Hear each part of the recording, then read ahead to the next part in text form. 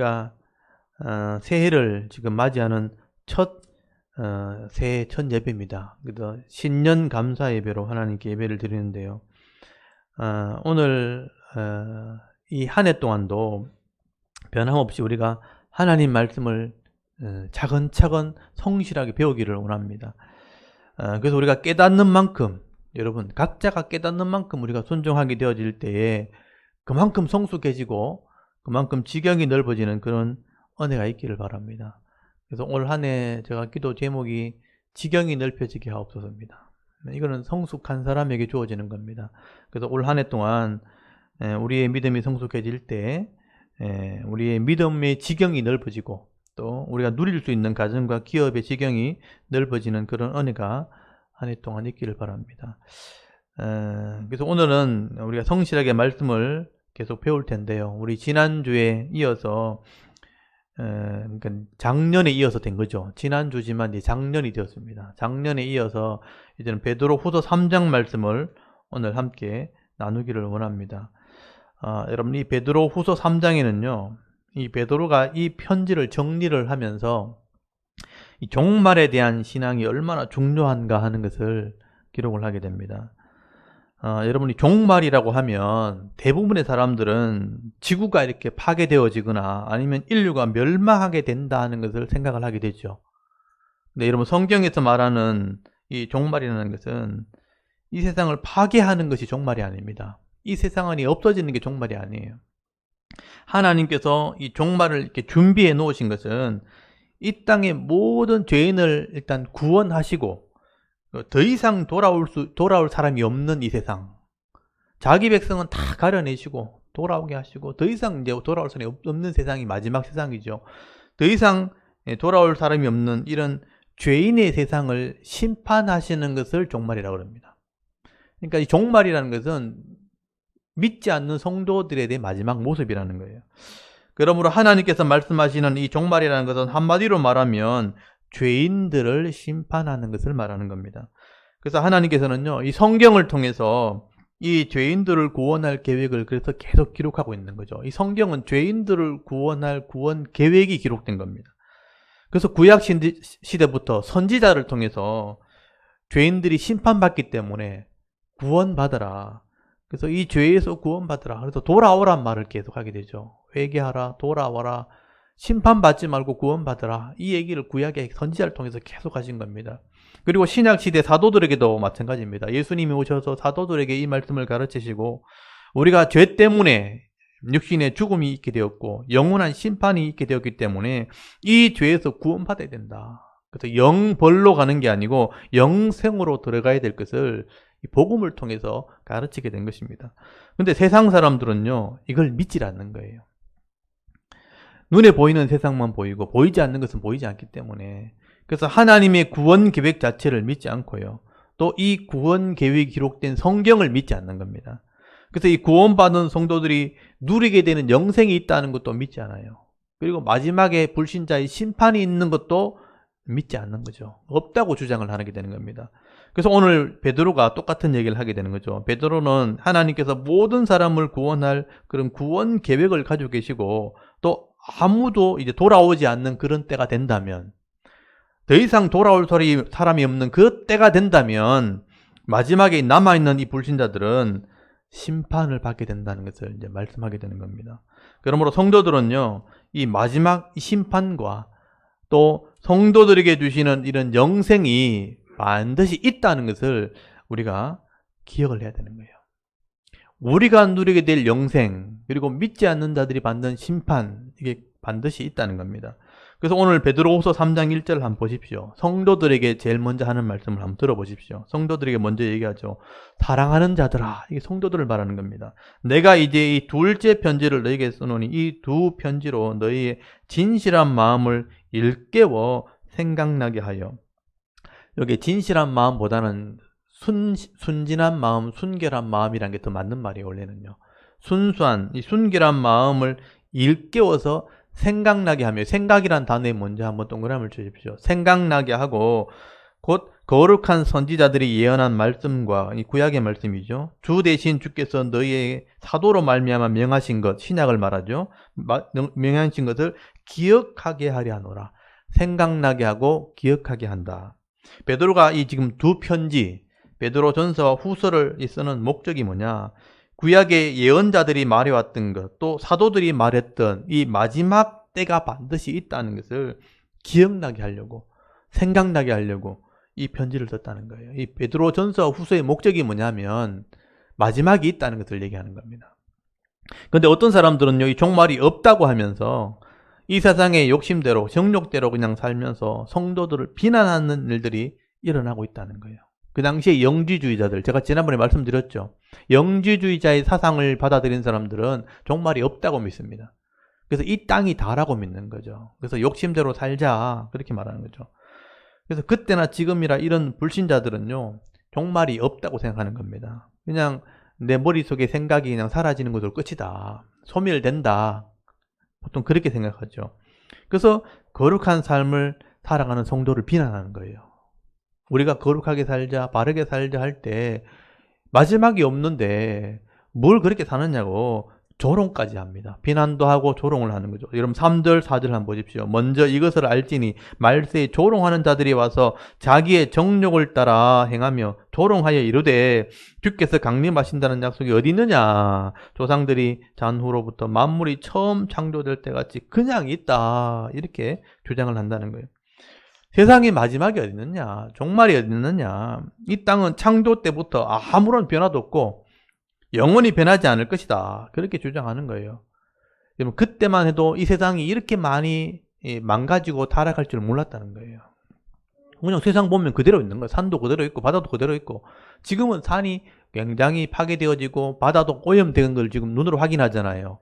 기후가 막 변한 걸 느껴지죠. 이러다 종말이 오겠다라는 생각도 할 정도잖아요. 근데 그때는 그게 없었던 거예요. 산도 그대로 있고 바다도 그대로 있고 아무 변화가 없다. 그냥 세상은 그대로 있을 거다. 그렇게 주장했다는 거죠. 그리고 이 땅에서 내가 살아있는 동안 그냥 하고 싶은 거 그냥 하는 거다. 인생이 그런 거 아니냐고. 내가 하고 싶은 거 하고 즐기고 싶은 거 즐기고 가지고 싶은 거 가지고 그냥 이 땅에서 그냥 행복하게 살면 되는 거다. 그렇게 하면서 이제 거룩하게 살려는 사람들, 성도를 막 조롱하는 겁니다. 너희 잘났다 그러면서 막 조롱하는 거예요. 그러나 베드로는 이런 생각이 바로 이단의 생각들이에요. 그 당시에 이단의 생각들이고 마귀의 생각이라고 지금 말을 하는 겁니다. 만약 우리가요, 이 자기 정욕대로 나를 자제하지 않고 그냥 마음대로 살아버리면요, 내 속에 있는 이 죄와 욕심이요, 나를 폐인처럼 만들어버릴 수 있습니다. 여러분은 마음대로 할 수 있는 돈이 없고 마음대로 할 수 있는 그런 여유가 없으니까 그냥 이렇게 열심히 살죠. 근데 그 정도 여유를 가지고 그 정도 돈이 있는 사람이면요, 진짜 마음대로 살아버려요. 그러니까 인생이 폐인처럼 돼버립니다. 지금 권력층에서 일어나는 이 비리들을 이렇게 보면 그게 진짜인지 가짜인지 구별이 안 될 정도까지 이렇게 말을 하지만 사실은 아는 사람들은 아는 거예요. 그 정도 돈을 가지고 그 정도 여유를 가져버리면 진짜 막 삽니다. 그러니까 사람이 아닌 것처럼 할 정도로 살아가는 겁니다. 여러분 자기 정욕대로 자기를 자제하지 않으면요, 사람들은 점점 타락하게 될 것입니다. 사람의 욕심이라는 건요, 절대 채워지지 않습니다. 좋은 것을 가지면요, 더 좋은 것을 가지고 싶어지는 거예요. 또 힘을 가지면요, 또 더 큰 힘을 가지려고 욕심을 자꾸 부리게 되어 있는 것입니다. 지금 권력층에 있는 사람들이 힘을 가지려고 하는 것은 더 많은 걸 누리려고 하는 거잖아요. 그래서 지금 그 사람들이 가져가지고 누려서 하는 죄를 보면요, 덜쳐놓으면은 부끄러워서 말을 못할 정도의 그런 죄들이 덜쳐지는 겁니다. 결국 많이 가진 사람들은요, 그것 때문에 교만해집니다. 나는 너희와 다르다 이렇게 생각하는 거죠. 차원이 다르다, 수준이 다르다 이렇게 생각하는 거예요. 교만해져 버리고요, 그것 때문에 남들이 하지 못하는 향락을 즐기게 되어지는 겁니다. 그렇게 하다가 타락하게 되는 거예요. 몸이 망가지고 영혼이 망가집니다. 근데 못 가진 사람도 마찬가지예요. 마음대로 안 되는 거예요. 나도 저렇게 하고 싶은데 안 되는 거예요. 기본 게 없으니까.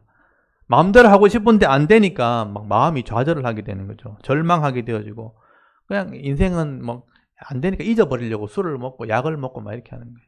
그러다가 몸도 망가지고 영혼도 망가지는 겁니다.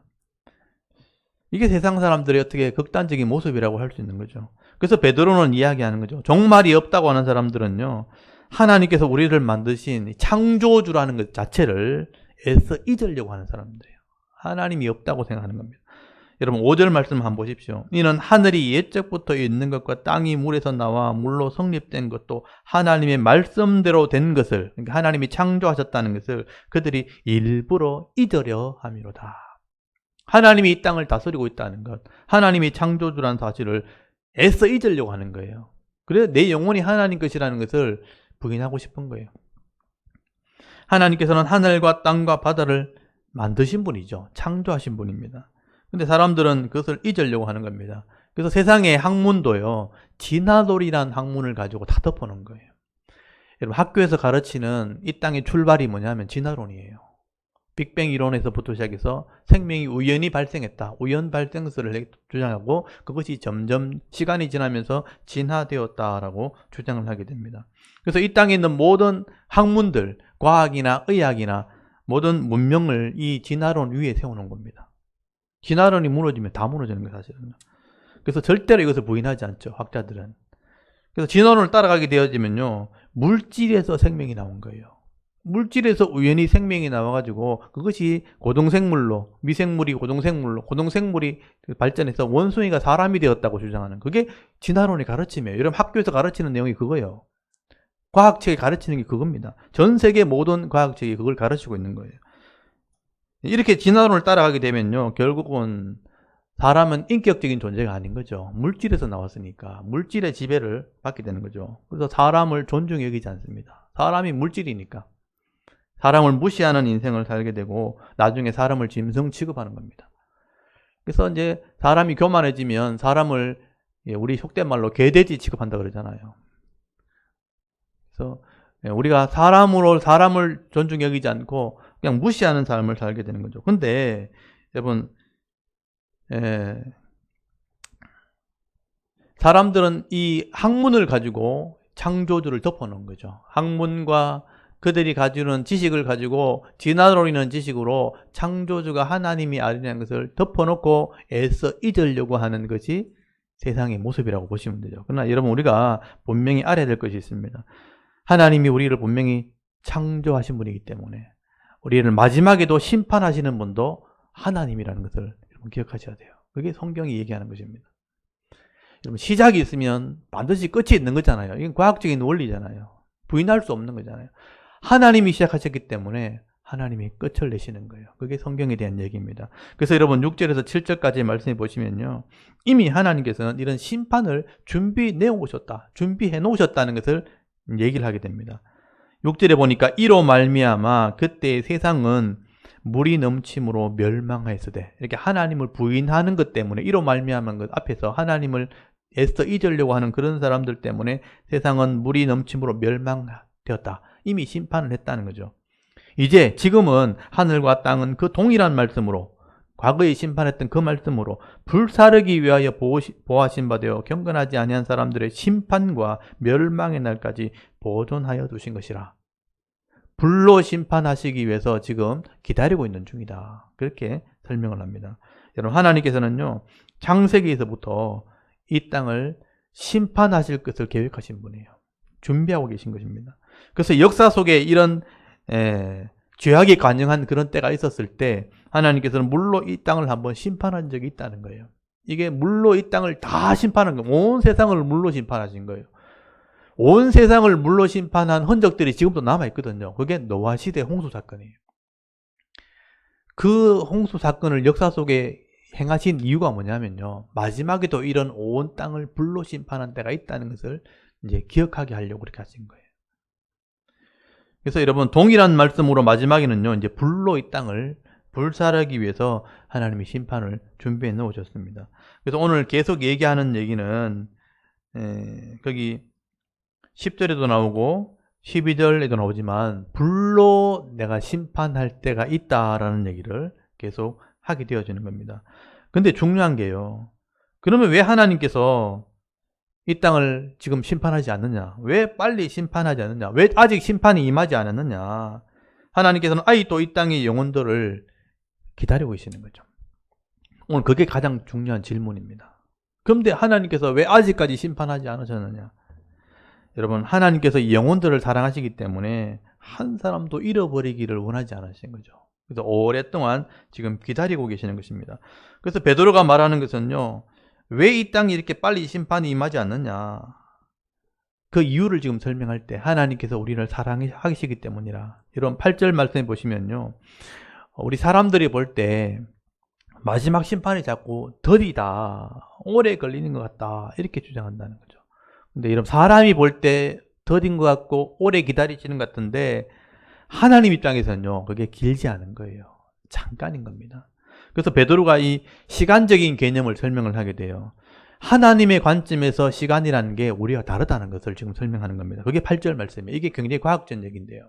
이런 8절 한번 보시면요, 사랑하는 자들아, 주께서 하루가 1000년 같고 1000년이 하루 같다는 한 가지를 잊지 말라. 이게 하나님의 시간 개념을 설명한 겁니다. 여러분, 이 말은요, 우리가 생각하는 이 1000년은 굉장히 길죠. 우리는 100년밖에 못 사니까 1000년 걸으면 뭐 한없이 긴 것처럼 보이지만 하나님 보실 때 이 1000년은요, 그냥 하루와 같다는 그런 시간 개념을 가지고 있다는 거예요. 여러분, 하나님의 시간 개념과 우리의 시간 개념은 전혀 다른 겁니다. 여러분, 하나님은 창조주시기 때문에 우주 밖에 계시는 거예요. 논리상으로 우주를 창조하신 분이니까 우주 밖에 계신 거죠. 그래서 우주 밖에 계시고 시간 밖에 계시는 분이기 때문에 이 1000년이라는 시간도 하나님 보실 때는 하루와 같다는 그런 개념을 가지고 있다는 것입니다. 그래서 제가 하나님의 시간표를 이제 그림으로 한번 계속 보여드렸는데요. 오늘 한번 또 보여드릴게요. 이 도표를 한번 잘 보시기 바랍니다. 이거 제가 정리한 건데요. 초월하신 하나님, 초월이 뭐냐면 시간, 공간을 넘으신 하나님, 그걸 초월의 하나님이라고 그래요. 우리가 믿는 하나님은 창조주잖아요. 그 창조주를 다른 말로 표현하면 초월하신 하나님이에요. 그래서 하나님이 이런 창조로부터 종말까지 계획했을 때 이 전체 공간이, 시간과 공간이 포함되어 있죠. 이게 이제 4차원이죠. 이걸 넘어서면 5차원이 되는 겁니다. 이걸 넘어서는 공간에 하나님 계시는데, 그래서 창조가 시작되어서 타락되어지고 홍수 심판이 있고 이스라엘이 선택되어지고 메시아를 예언하고 실제로 예수님이 역사 가운데 개입하셨죠. 요거를 역사 속에 오신 하나님이라고 그래요. 원래는 초월하신 하나님인데 역사 속에 개입하신 하나님, 이게 예수님이에요. 그리고 성령을 통해서 이제 이 마지막 시대를, 빨간색으로 된 게 지금 이 시대거든요. 마지막 시대, 성령을 통해서 이것을 믿게 해서 구원하는 시대인 거죠. 구약 시대는 기록된 성경을 통해서 믿게 하는 시대였어요. 근데 그게 한계가 있는 거예요. 그래서 신약 시대는 성령을 통해서 이 기록된 것을 믿게 하는 시대인 거예요. 그래서 각자의 마음에 하나님이 들어오셔서 이걸 이해시키겠다. 그게 성령이에요. 그래서 이거를 내주하시는 하나님이라고 그래요. 그래서 이걸 세 개의 하나님 있죠. 초월하신 하나님과 역사 속에 들어오신 하나님과 내 인격 속에 내주하시는 하나님이 동일한 하나님이다. 이렇게 보는 게 삼위일체 신론이에요. 그래서 이 삼위일체 신론은 한 영혼을 구원하기 위해 하신 하나님이에요. 이 신적인 개념이 다른 종교에서 말하는 신의 개념과 전혀 다른 거예요. 초월의 하나님, 우주 밖에 계시고 내재 하나님, 이 땅에 계시는 그런 신의 개념이거든요. 그래서 대부분 종교는 초월의 하나님을 믿든지 아니면 내재하는 하나님 믿어요. 이 땅에서 역사하시는 하나님. 근데 초월과 내재와 내 인격 속에 들어오는 하나님이 공존하는 하나님은 기독교 신론밖에 없어요. 그게 삼일체 신론이에요. 구원을 위한 신론이죠. 그래서 이 하나님이 이때까지 돌아오게 하신데 더 이상 돌아오지 않으면 여기서 마지막 심판을 하실 계획을 세우셨다는 게 성경에 대한 얘기입니다. 이게 공간적으로 시간적으로 하나님께서 계획하신 세상이죠. 근데 이 전체를 그냥 하루라고 보시는 게 하나님 개념이라는 거예요. 우리는 이게 지나온 역사가 뭐냐면 6000년이거든요. 우리 시간 공간 속에서는 6000년의 시간이에요. 근데 하나님 보실 때는 이게 하루가 될 수 있는 거예요. 너무 단순한 거죠. 이걸 역사적으로 펼쳐놓으면 뒤에 한번 넘겨주시면 이게 시간적으로 따져놓은 거죠. 아담이 창조된 이후부터 연수를 쭉 따져보니까 이게 한 칸이 1000년이에요. 1000년. 1000년이 지나고 난 뒤에 홍수 심판이 있었어요. 홍수 심판 이후에 이스라엘이 나왔어요. 이스라엘이 나와서 예수님이 오셨어요. 예수님이 오셔서 지금 기독교가 이렇게 발전되어서 저기 보면 이슬람이 성지를 점령한 적도 있고, 여기 보면 르네상스, 그러니까 종교적인 시대에서 인간의 상식의 시대로 바뀐 거죠. 이걸 이제 시대의 변환이라고 그러죠. 인간이 중심이 되는 시대가 되었고, 종교개혁이 여기서 일어나게 되고, 기독교가 여기까지 발전돼서 우리나라가 예수를 믿게 된 거. 이게 현재 2022년도예요. 여기까지 시간이 흘렀는데 칸수로 따지면 1000년, 2000년, 3000년, 4000년, 5000년, 6000년이 지난 거예요. 아담 이후에 6000년이 지났어요. 그래서 6022년. 여러분, 오늘 현재가 아담이 창조된 이후로 6022년째 되는 해예요. 예수님 이후로 계산된 게 2022년이죠. 그리고 이 뒤에 이 정도의 시간이 앞으로 있겠죠. 1000년의 시간이 더 있을 수도 있어요. 근데 종말이 마지막에 기다리고 있는 겁니다. 근데 이 뒤의 시간은 아직 몰라요. 하나님이 계획된 그 시간을 모르기 때문에 하나님이 기다리시는 시간이에요. 근데 이게 여기 따져보면 첫째 날 빛을 만드시고, 둘째 날 물을 통해서 육지를 만드시고, 공창을 만드시고, 셋째 날 땅을 만드시고, 해와 달과 별들, 그 다음에 수중생물, 마지막에 육지생물과 사람을 만드셨죠. 이게 7일 동안 있었던 일이에요. 우리가 1000년이 지나갈 동안 하나님은 하루씩 계산하는 게 할 수 있는 거죠. 그러면 6일이 지나가는 거죠. 마지막 7일이 남은 거죠. 이렇게 계산할 수 있는 거죠. 그러니까 인류의 역사라는 게 하나님의 시간 개념으로 볼 때는요, 1000년이 하루밖에 안 되는 시간이 될 수 있다는 그 개념을 베드로가 얘기한 거예요. 그 시간 개념을 얘기한 것입니다. 근데 이런 도표를 놓고 보지 않으면 이게 이해가 잘 안 가는 거예요. 그래서 우리의 시간 개념과 하나님의 시간 개념은 다를 수 있다. 이 시공간을 벗어났을 때 이 전체 역사는 하루에 불과할 수도 있다. 그게 하나님의 시간 개념이라는 것입니다. 그러므로 여러분은 우리 인간의 입장에서는 이 종말이라는 시간이 너무 더디게 느껴진다는 거죠. 근데 하나님이 볼 때는 이게 그렇게 더딘 시간이 잠깐인 거예요. 언제 종말이 있느냐, 너무 더디다 이렇게 생각하지만 하나님은 하루에 불과한 잠깐인 것이죠. 그럼에도 불구하고 하나님께서 계속 기다리시는 이유가 뭘까? 이런 베드로가 깨달은 것은 이게 하나님의 사랑이라는 것입니다. 하나님은 이 죄인들을 구원하시기 원해서 이 계획을 세우셨는데 잘 돌아오지 않는 거예요. 그래서 한 사람이라도 잃어버리지 않기 위해서, 한 사람이라도 돌아오게 하기 위해서 지금 기다리시는 거죠. 다 구원하시기는 것이 하나님 마음이죠. 그래서 9절에 이 하나님 마음을 기록해 놨습니다. 베드로가 깨달은 거죠. 여러분 오늘 베드로후서 3장 9절을 한번 보십시오. 주의 약속은 어떤 이들이 더디다고 생각하는 것 같이 더딘 것이 아니라 오직 주께서 너희를 대하여 오래 참으사 아무도 멸망하지 아니하고 다 회개하기에 이르기를 원하시느니라. 다 구원하고 싶다는 겁니다. 하나님 마음이죠.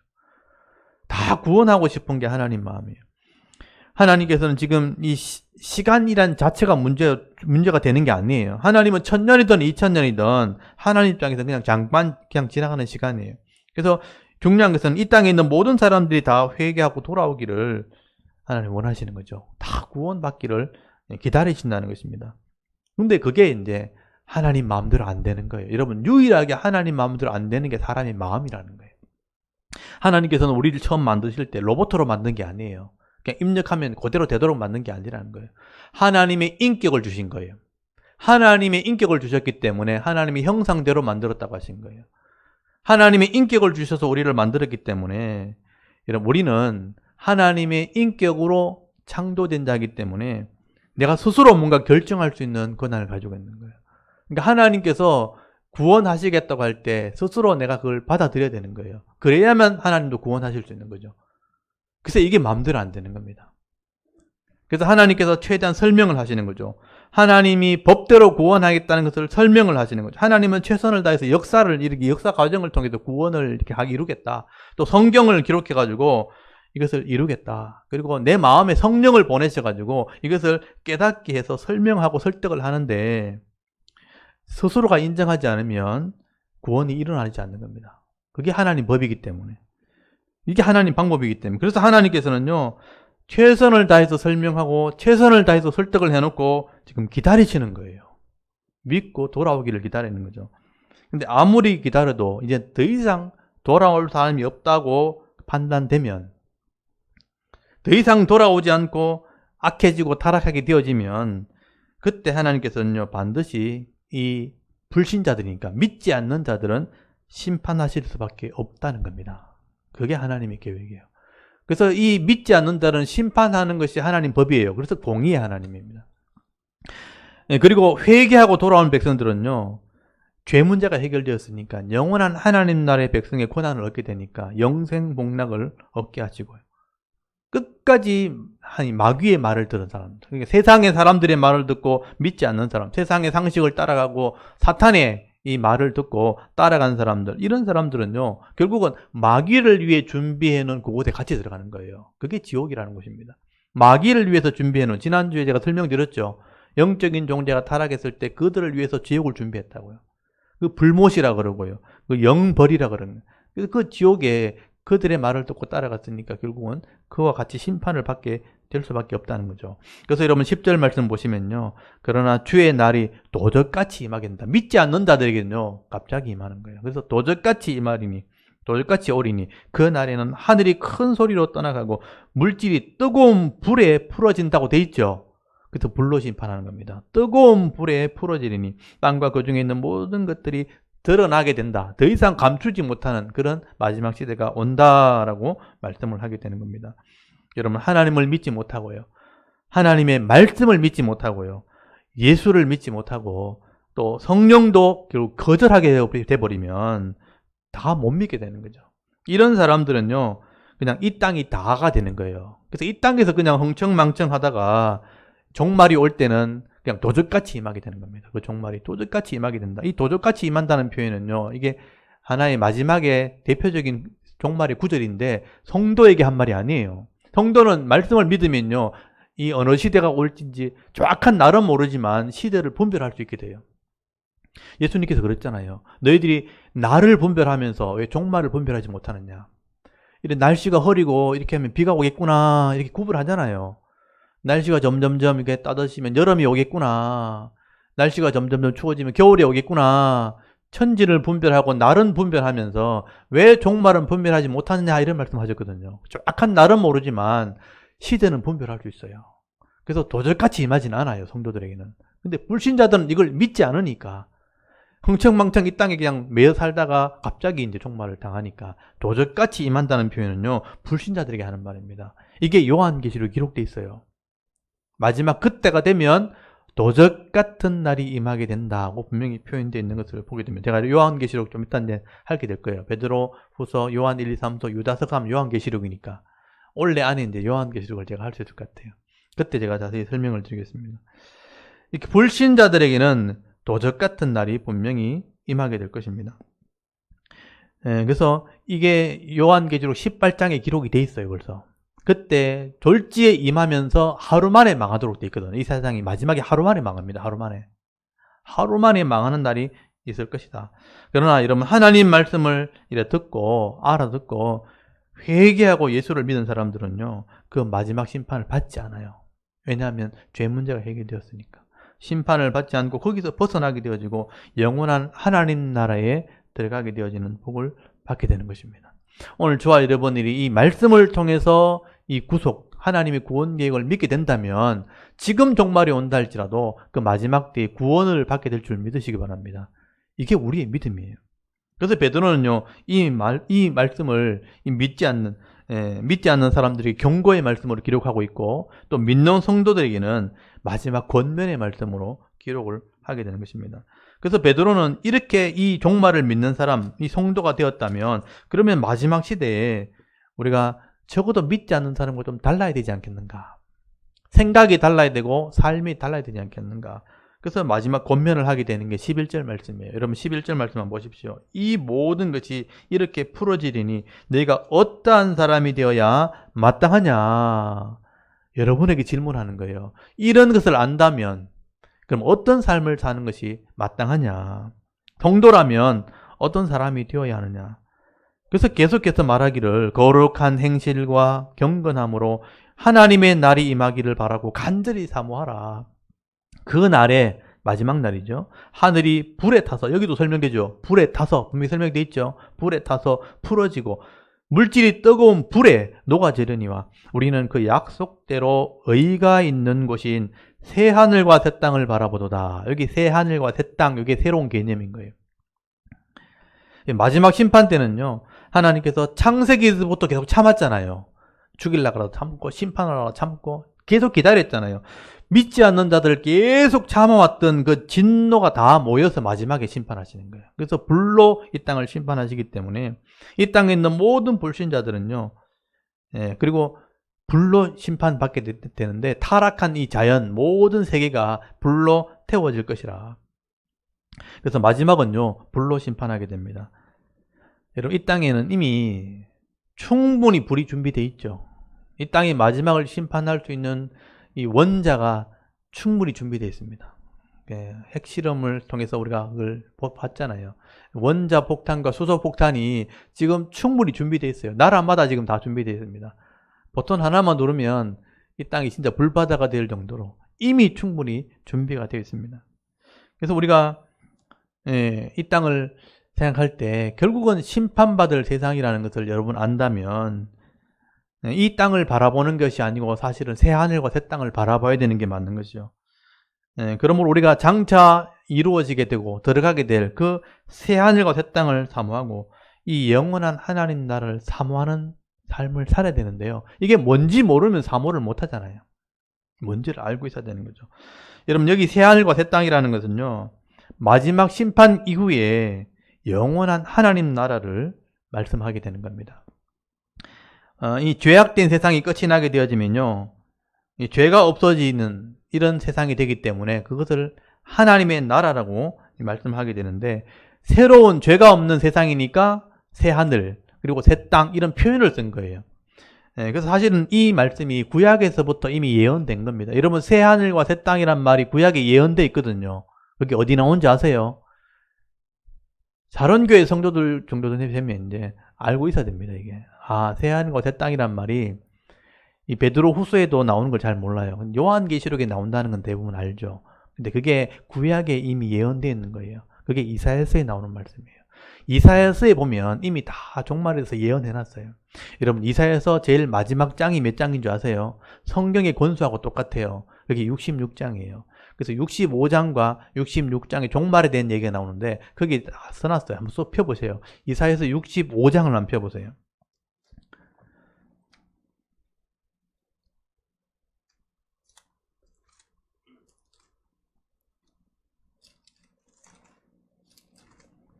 이사야서 65장 거기 17절 한번 펴보세요. 17절.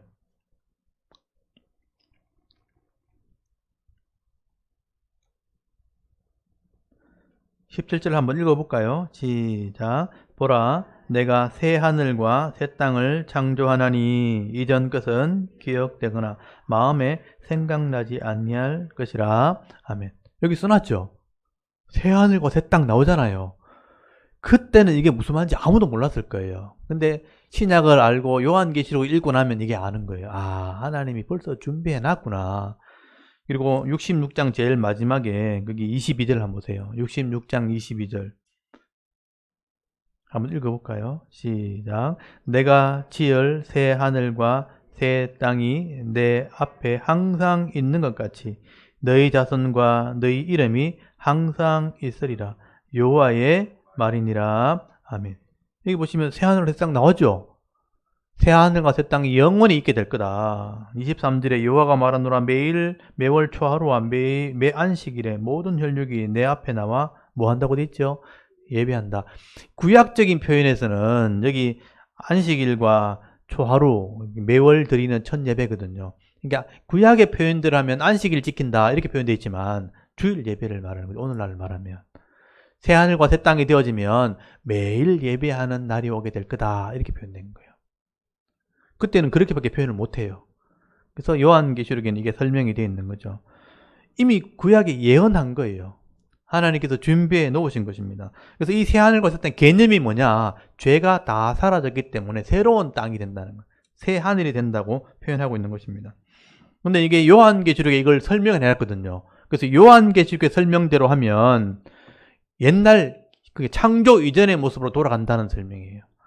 죄악 때문에 타락하게 되었고 홍수 때문에 대부분의 자연이 파괴되었고 지금 인류가 발전되면서 문명이 발전되면서 이 자연이 계속 파괴되고 있거든요. 자연, 이 땅의 자연이 호소하는 게 뭐냐면 하나님 좀 회복시켜 주십시오. 여러분 산과 바다와 땅과 나무들이 호소하고 있는 게 지금 인간이 계속 타락을 시키고 계속 망가지게 하니까 회복시켜 주십시오 호소한다고 돼 있거든요. 그 로마서에 보면 그렇게 기록이 돼 있어요. 근데 종말이 되면 원래대로 돌아가는 거예요. 그래서 요한계시록의 개념은 새하늘과 새 땅은 창조 이전의 모습, 타락하기 이전의 모습으로 돌아간다라는 표현이에요. 그래서 원래대로 돌아가니까 완전히 새로 바뀌니까 새로운 하늘과 새로운 땅으로 바뀌어진다. 원래대로 돌아간다라는 표현을 새하늘과 새 땅이라고 표현하게 되는 것이죠. 이 새하늘과 새 땅은요, 영원히 사는 세상이 시작되는 겁니다. 그래서 우리 몸도 성도들은 부활의 몸, 그러니까 영원히 사는 몸으로 바뀌어지는 거예요.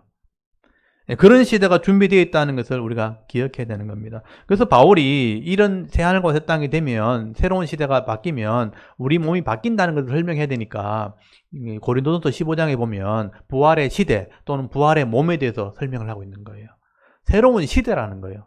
새로운 시대니까 영원히 사는 몸으로 바뀌어지는 것이 될 것이다. 지금 이 몸이 아니라는 거예요. 지금 이 몸은 육신의 죄의 몸으로 태어나는 거예요. 그래서 부활의 몸은 썩지 않고 강해지고 또 변하지 않고 영원한 몸이라고 설명하고 있잖아요. 그 시대에 맞는 몸으로 바뀌어진다. 이 부활에 대한 몸이나 부활에 대한 시대는 이제 이번 또 원래 부활절이 되면 제가 자세히 설명을 드리도록 하겠습니다.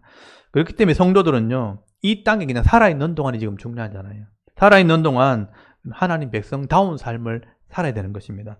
그래서 하나님 말씀을 따라서 오늘 베드로후서 3장 11절 후반절에 보면 하나님 말씀을 따라 거룩한 행실이 있어야 된다. 구별된 삶이 있어야 되고 경건한 삶. 이 거룩이란 말은요, 구별된다는 뜻이에요. 구별된 삶이 있어야 되고 경건한 삶, 하나님을 두려워하는 삶을 살아야 될 것을 말씀을 하게 되는 겁니다. 이게 마지막 때 성도들의 신앙의 모습, 삶의 모습이 되어야 된다는 겁니다. 그래서 하나님께서 주시는 이런 은혜와 은사를 따라서 우리가 지금 직장생활도 해야 되는 거죠. 종말이 왔다고 포기하면 그건 잘못된 겁니다. 잘못된 이단 사상이죠. 그래서 주님 주신 것을 최선을 다해서 살아야 돼요. 직장 생활도 열심히 살아야 되고, 이 땅에 돈이 필요하잖아요. 열심히 돈 벌어야 돼요, 여러분. 그 돈을 버시고 그것 가지고 사람들과 좋은 관계를 맺고 하나님 주신 걸 가지고 섬기고 나누는 삶을 살아야 되는 것입니다. 그래서 이 땅에서 정말 성도로서 말씀대로 순종하는 삶, 그리고 구별된 삶, 거룩한 삶, 이게 아름다운 삶이에요. 아름다운 삶을 사셔야 되고 그것도 행복한 삶을 사셔야 되는 것입니다. 여러분, 종말의 성도는요, 분명히 세상은 타락해질 거예요. 더 상황이 안 좋아져요. 근데 성도는 그 안에서 구별된 삶을 사는 거예요. 그래서 아름다워야 되고요, 행복해야 돼요. 이게 정상이에요. 같이 힘들어하고 같은 고통하는 게 아니고요. 그거는 죄 때문에 고통스러운 거고요. 늘 이기는 삶, 회개하는 삶을 산다면 그것 때문에 구별돼야 되고 거룩해야 되고 아름다워야 된다는 거예요. 아, 좋다. 보기 좋다. 그리고 행복해야 되는 겁니다. 즐겁다. 감사하다. 이게 성도의 삶이어야 되는 거죠. 이게 마지막 시대의 성도의 삶인 것입니다. 그리고 내가 진짜 사모해야 될 것은 이 땅이 아닌 거예요. 새하늘과 새 땅이죠. 새하늘과 새 땅, 영원한 하나님 나라를 바라보면서 믿음으로 이 땅을 살아가는, 그게 성도의 삶이 되어야 되는 겁니다. 그러면 오늘도 우리가 내게 주어진 삶에 최선을 다하는 삶을 살되 욕심에 이끌려 죄를 짓는 삶을 살면 안 되는 거예요. 또 너무 욕심에 끌려가는 삶도 살면 안 돼요. 욕심 부리지 마십시오. 주어지는 것을 해도 충분합니다. 너무 욕심에 끌려가지 마시고 하나님께서 허락하시는 대로 은혜의 삶, 또 축복의 삶을 살아가는 여러분, 그런 성도들이 다 되실 수 있기를 바랍니다. 그래서 14절 말씀을 잘 보시면요, 주 앞에서 점도 없고 흠도 없이 평강 가운데 나타나기를 힘쓰라, 그렇게 말씀하죠. 여러분, 14절 말씀, 그러므로 사랑하는 자들아 너희가 이것을 바라보나니, 새하늘과 새 땅을 바라보나니 주 앞에서 점도 없고 흠도 없이 평강 가운데 나타나기를 힘쓰라. 여기 점이나 흠은 이단 사상을 말해요. 그러니까 오점, 어떤 하얀 백지에 점을 찍었다는 건 뭐냐면 오염된 걸 말하는 거예요. 이게 이단 사상을 말하는 것이고, 옛날에 베드로전서에 이 말씀이 벌써 설명이 되어 있거든요. 그래서 다른 악을 따라가는지 말고 평화를 누리는 삶을 살아라. 여러분, 하나님 말씀을 따라 순종할 때 주시는 이 은혜, 평강의 복, 평화의 복을 누리는 것이 마지막 시대 성도의 삶이 되어야 된다는 겁니다. 그리고 15절에서 16절까지 말씀 보시면요, 이 종말에 대한 예언의 말씀을 잘못 해석하는, 이 정말 엉뚱한 대로 빠지는 사람이 되어서는 안 된다. 그래서 바울도 이런 종말에 대해서는 신중했다는 거예요. 그래서 우리가 종말에 대한 이 말씀은요, 바울의 말, 그리고 베드로의 말, 그리고 요한계시록에 요한이 기록한 말들을 우리가 잘 읽어봐야 되는 겁니다. 특별히 일반적인 역사에 이루어진 사실은 증명이 되지만 정말 이루어지지 않은 사실은 조심해야 될 이유가 아직 이루어지지 않았기 때문에, 그래서 말씀을 통해서 점검을 해야 되는 겁니다. 그래서 바울도 이 부분에는 신중했다는 거죠. 16절 한번 보십시오. 또 그 모든 편지에도 이런 일에 관하여, 이런 일이 뭐냐면 종말에 관하여 이 말이죠. 이건 표시해 주십시오. 이런 일, 종말에 관하여 말하였으되 그 중에 알기 어려운 것이 들어있으니 무식한 자들이 뭐냐면요, 배우지 못한 게, 말씀을 배우지 못한 자들을 말해요. 말씀을 배우지 못한 자들과 굳세지 못한 자들이 다른 성경과 같이 그것도 억지로 풀다가 스스로 멸망하네요. 다른 성경은 일반적인 성경 내용, 그것처럼 잘못 이해해버리면 이건 오해가 될 수 있죠. 그래서 종말에 대한 것은 억지로 풀면 안 된다. 모르면서 억지로 자의적인 해석을 하면 안 된다는 거죠. 여러분, 성경이 아직 이루어지지 않는 이런 종말에 대한 말씀은요, 내용이 좀 어려울 수 있어요. 그래서 성경을 잘 못 배운 사람들, 무식한 자로 표현되어 있지만, 무식한 자에게 학교한다 했단 이런 말이 아니고 성경을 배우지 못한 사람들이에요. 그리고 굳세지 못한, 믿음이 없는 사람들은요, 이걸 억지로 막 해석하려고 하다가 잘못 이해하게 되어지면 스스로 멸망의 길을 가게 되는 것이다. 이게 이단을 말하는 겁니다. 제가 말씀드렸죠. 오늘 우리 한국에 있는 이단들은 다 요한계시록에서 잘못 종말을 해석한 사람들이에요. 이걸 따라가면 안 되는 거죠. 그러니까 성경을 알면 분별이 되는데 성경을 모르면 분별이 안 돼요. 저는 들어보면 이게 시옷 이렇게 하는 그 이단들, 그리고 여호와의 증인들 다 들어보면 분별이 되거든요. 그러니까 설명할 수도 있고 그들을 설득할 수도 있는데 성도들은 이게 구분이 안 가는 거예요. 성경을 알면 구분이 갑니다. 그래서 종말에 대한 부분만큼은 좀 신중하게 해석해야 된다는 거예요. 그래서 구약의 전체 말씀 잘 보십시오. 신약의 전체 말씀, 이 전체가 다 이해가 돼야 돼요. 그리고 역사라는 것을 이해해야 됩니다. 그래서 구약 전체의 내용과 신약 전체의 내용과 그 안에 역사의 내용을 다 이해해야지만 종말도 보이게 되는 거예요. 그게 안 보이면 잘 구분이 되지 않습니다. 그래서 이 종말에 대한 말씀은 잘 모르면 목사에게 물어보시면 돼요. 제가 그냥 목사 그러면 좀 헷갈리니까 저에게 물어보십시오.